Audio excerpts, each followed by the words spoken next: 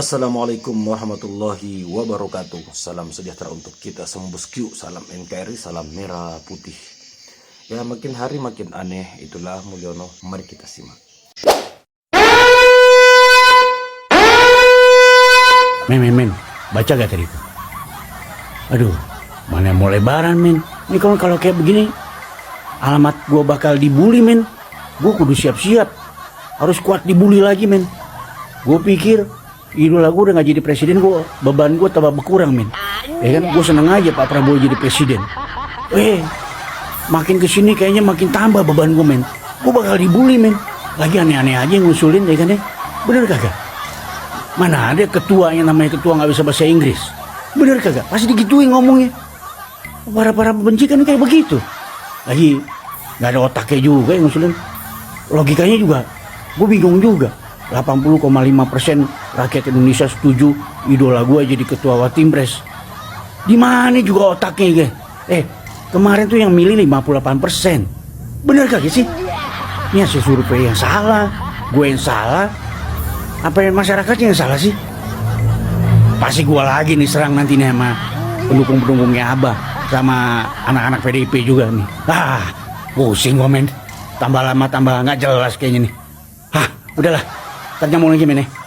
Tokoh bangsa, beliau tahu bagaimana cara memperbaiki bangsa ini supaya bisa lebih baik. Dengan cara apa? Jadi 10 partai nggak bisa memperbaiki bangsa ini?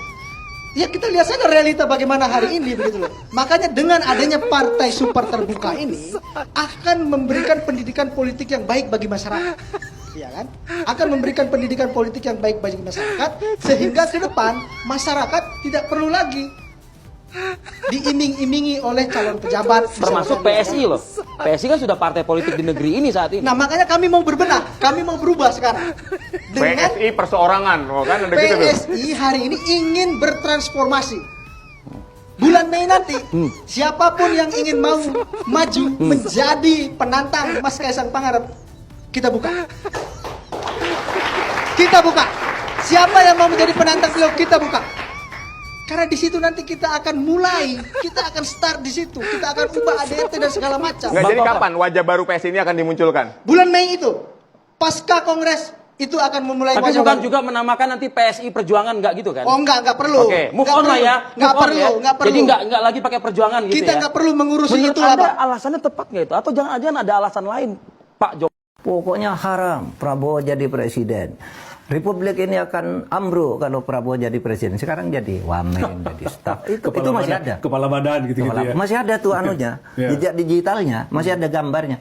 Itu diletakkan, diangkat semua di bawah Pak Prabowo. 2 mantan presiden diletakkan di bawah Pak Prabowo di Danantara. Menteri-menteri banyak tuh yang bermasalah masuk. Menurut saya ya, mungkin ini strategi Pak Prabowo ingin mengikat ini semua, dikurung dulu di bawahnya, lalu nanti dia gempur pelan-pelan. Seperti dulu Gus Dur kan pernah melakukan strategi itu. Gini Pak Mahfud, masukkan aja ke sini dulu, lalu angkat ke atas biar dipanah dari bawah oleh orang-orang gitu. Itu kata Gus Dur. Gus Dur dulu ya? itu ketika membentuk sesuatu. Iya. Jangan-jangan Prabowo ini begini, orang diletakkan di bawahnya dulu sehingga dia tidak berani ngomong, malu mau ngomong, takut. Semuanya kan tidak ada ya. Ini yang dulu sangat kritis kepada Prabowo kan diam semua, sekarang sudah ada di bawahnya. Menterinya juga tidak ada yang berani. Jadi under kontrol presiden ya? Dan tidak ada yang sekarang ini menteri-menteri baru nih yang kelihatan mau berkorupsi sekarang tidak berani loh. Iya kan? Ya. Mungkin ya Pak Prabowo sudah tumpuk dulu aja di sini di satu karung ini, nanti lalu ditali dia ditusuk rame-rame, saya bisa memberantas yang ini. Sudah melanggar HAM kan? Ini bisa kita hadirkan tuh kakak Pigai, Menteri Pigai itu kan? Ini melanggar HAM nih kuratornya karena sudah di PHK kan bisa jadi nanti arahannya ke sana nggak? Maksudnya begini loh. Ada problem mungkin menjadi pertimbangan kurator, ada yang terkait hukumnya seperti apa, misalnya kayak tadi terlambat bayar atau apa. Kalau kita kan tugas kita sebagai Menteri Ketenagakerjaan hanya nguruskan persoalan ketenagakerjaannya, tidak lebih dari itu. Nah itu maksud saya. Kan dia sekarang sudah tidak lagi pekerjaannya. Gini, maksud saya sekarang negara ini apa nih yang bisa diperbuat untuk para buruh-buruh yang sudah di PHK ini? Apakah ada subsidi-subsidi yang diberikan? Ini kan ada jaminan kehilangan tenaga kerjaan itu. Kedua, jaminan hari tua. Sebentar. Yang dimaksud handset tadi, kan tadi saya di depan udah bilang harus ada diskresi dari pemerintah gitu loh. Nah, diskresi inilah yang harus Anda terjemahkan sebagai wakil dari pemerintah. Ya. Bagaimana nanti nasibnya mereka kalau misalnya kurator tidak bertahun-tahun nih gitu ya, dalam menyelesaikan ya hak-hak mereka. Masih belum gitu loh. Ini tanglantung, pertanyaan Bu, ya? Hensat seperti itu. Beri diskresi, itu yang saya maksud tadi, beri diskresi. Apa diskresinya? Tadi saya udah minta sama Daniel bicara sama Presiden, diskresinya seperti apa? Bang Daniel, Bang, boleh Bang ditanggapi singkat, Kan Bang. banyak Diskresinya, Bang. ininya sih Bu. Ini analisa saya sebagai warga dari kawasan timur Indonesia. Nah, saya memberikan sebuah konstruksi berpikir untuk sama-sama kita menganalisa mengapa terjadi pro kontra nama Boy Thohir dan Erick Thohir tiba-tiba hilang dari pernyataan seorang jaksa agung. Rasa keadilan publik terusik. Nah, saya mencoba untuk memberikan argumentasinya atau analisanya begini.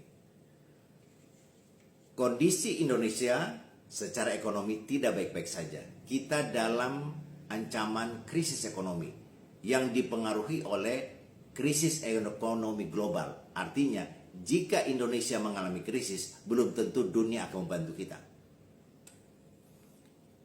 Mengapa kita krisis? Tentu ini ada cerita panjang setelah Presiden Jokowi dengan berbagai macam pembangunan yang kemudian meninggalkan hutang yang cukup besar.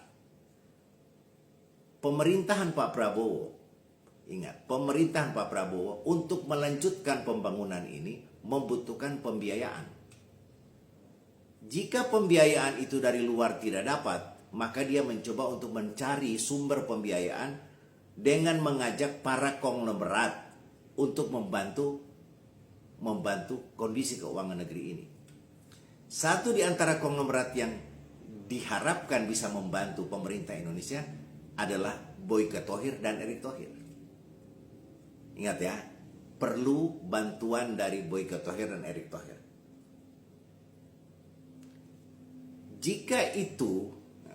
Jika mereka diperlukan untuk membantu krisis ekonomi kita dengan ancaman krisis sosial yang bisa juga menimbulkan chaos, maka Anda bisa menganalisis atau Anda bisa menyimpulkan, tidak mungkinkah seorang jaksa agung tiba-tiba dengan berita yang besar hilang kedua nama yang disebut-sebut oleh media, bahwa ada Erick Thohir, Boy Thohir. Tidak mungkin begitu mudah hilang. Harus ada proses hukum yang berlanjut. Nah, silahkan teman-teman dari kawasan timur Indonesia atau seluruh netizen yang ada, silakan menganalisa. Pasti ada orang kuat yang menelpon jaksa agung untuk tidak menggulung nama Erick Thohir, Boy Thohir dalam kasus skandal, mega skandal Pertamina itu. Karena Boy Thohir, Erick Thohir dalam persepsi atau dalam perspektif pemerintah hari ini, mereka adalah angsa-angsa yang bertelur emas.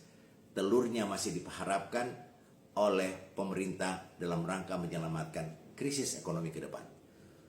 Salam. Men. Tadi gue ke pasar, men. Disuruh bini gue, men, belanja. Terus gue ketemu nenek-nenek tua renta. Udah pakai tongkat, men. Terus dia nyapa gue. Lo Tom, men? Iya, Nek. Gue jawab kan, Nek. Terus dia bilang begini. Tom, kalau Pak Anies itu orang berpaham. Bener kagak? Iya, Nek. Gue bilang begitu kan. Gue ngomong apa adanya. Ya kan? Kalau idola lo tuh orang bermasalah. Hah? Gile lo. Gue kacau lo, gue. Ternyata bukan Om Genzi aja loh. Bapak-bapak, anak muda, emak-emak, nenek-nenek, tua renta, udah bawa tanah. Masih juga ngebully idola gue, men. Gila lo, men. Dan bentar lagi nih kayaknya anak orok juga nih. Iya kan? Bener kagak? Bayangin aja. Gimana anak orok kagak demo juga. Orang cadangan buat jatahnya dia udah habis. Dia habisin di eranya idola gue. Kemarin gue denger begitu tuh para pembenci ngomongnya.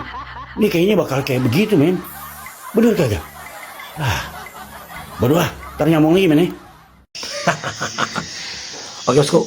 Tanggapan kalian di kolom komentar. Assalamualaikum warahmatullahi wabarakatuh.